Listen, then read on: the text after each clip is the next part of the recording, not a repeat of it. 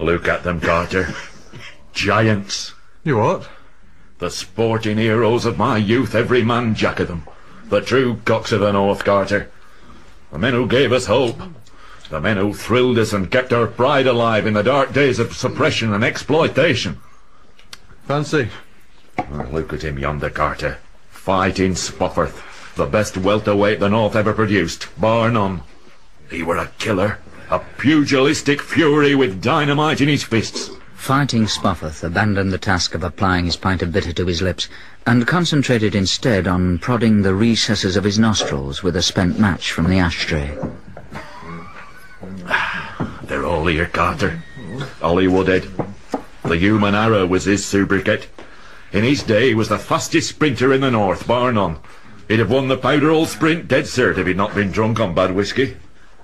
Hey, Guy Furnival, the dirtiest speedway rider ever to drag his leg in the cinders at Odsall Stadium. Ernie Mumby and Victor Colclough, the finest breeders of whippets ever to don drinking boots this side of the Pennines, bar none. Hey, Nathan Wagstaff, warned off the turf, sine die, for biting the bollocks off the winner of the Manchester November Handicap in 1927. You bit the jockey? No, lad, he bit the horse. Uncle Mort nodded towards an old man who was sniffing the cuffs of his ginger Harris tweed jacket and drawing pictures on the back of his hand with a congealed ballpoint pen. Marcus Potts, the greatest of them all. And what did he do? I don't know, they never told us. Presently, Fighting Spofforth fell asleep and began to dribble softly down his chin. Ollie Woodhead ordered himself a double whisky and pep. Marcus Potts took out his dentures and wiped them on the front of his maroon silk shirt. By God, Carter, it would have warmed the cockles of young Chocolate's heart if he could see all this lot now. Why did they call him Young Chocolate, by the way? On the simple ground that he was as black as the ace of spades. He was the first black man I ever set eyes on in the whole of my life. You see, Carter. I see, lad. He came to live in digs next door to my mum and dad. Well, the landlady didn't look after him. She didn't feed him proper. She didn't give him his natural diet. So he used to come to us, and my mother gave him special meals suited to his natural requirements. And what were they? Boiled bones and bananas. Ah. You see, Carter, in them days we weren't prejudiced against our coloured cousins from the overseas dependencies. Well, there weren't enough of them about to make a thoroughgoing bloody nuisance of themselves with all that unrelieved fast bowling in public places. We looked on young Chocolate as just like one of us. Except for one thing. And what was that? He was a homo. What? At that moment, the chief undertaker opened the door of the bar and said, "Now look here, you lot. I've had enough of this.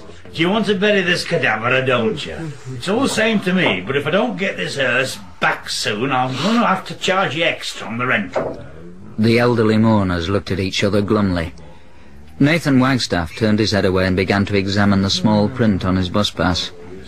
Guy Furnival took out a large bottle of cloudy white medicine from the inside pockets of his raincoat, sniffed the label gingerly, and put it back again. At length, Marcus Potts spoke. "Do you think you can manage without us? You see, there's still a good 2 hours of supping time left, isn't there?" At this, the chief undertaker threw back his head, stamped his feet on the springy, sawdusted floor, and left the pub, slamming the door violently behind him. Right then, Carter. Duty calls. Duty? Certainly. Can't let young Chocolate go off to eternity without someone to see him on his way. On his past record, he'd never turn up on time. Imagine having to hang about outside the gates of eternity for the rest of time, Carter. Almost as bad as queuing up for your pension behind someone what wants to buy a postal order for Hong Kong.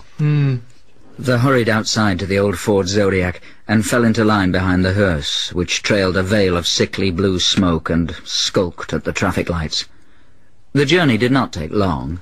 They came to a small, hollow-chested cemetery on the side of a surly hill. The vicar held a prayer book in one hand and a small bicycle pump in the other.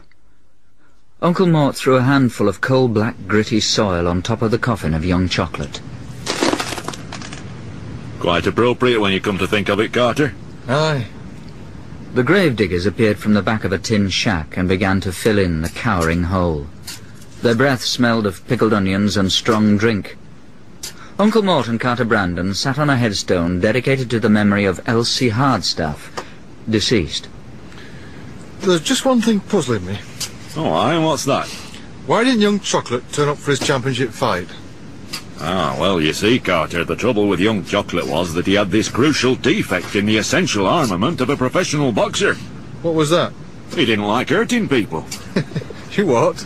He couldn't stand inflicting pain on his fellow human beings. And he hated the sight of blood, too. Then why did he become a professional boxer? Because they wouldn't give him a job on the trams owing to his colour. I see. They thought he'd frighten the passengers, did they? No, they didn't think he'd be able to work the points. The gravediggers finished filling in the hole and returned to their tin shack. A factory siren hooted. A pigeon puffed out its breast and cooed and strutted in front of its mate. Carter Brandon yawned deeply and said, You still haven't told me about the fight. You've not told me why I was in the pub supping with you and your dad. You've not told me what happened after. I know, but it doesn't seem important now, does it? No, I don't suppose it does. They eased themselves stiffly off the lank headstone. They paused in front of young Chocolate's grave. You've not told me why I was an homo either. Shush, Carter, shush, lad. Angels have got ears, you know, as well as wings. They walked slowly to the sagging gates of the cemetery. Just before they got into the car, Uncle Mort grasped hold of Carter Brandon's arm tightly and said, Hey, don't ever say nowt about young Chocolate being one of them, will you, Carter? Why not? Well, we're not supposed to have homos in the north of England. We leave that sort of thing to them buggers in the south.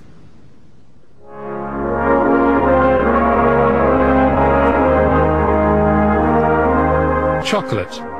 Stephen Thorne played Uncle Mort. Peter Skellen played Carter Brandon.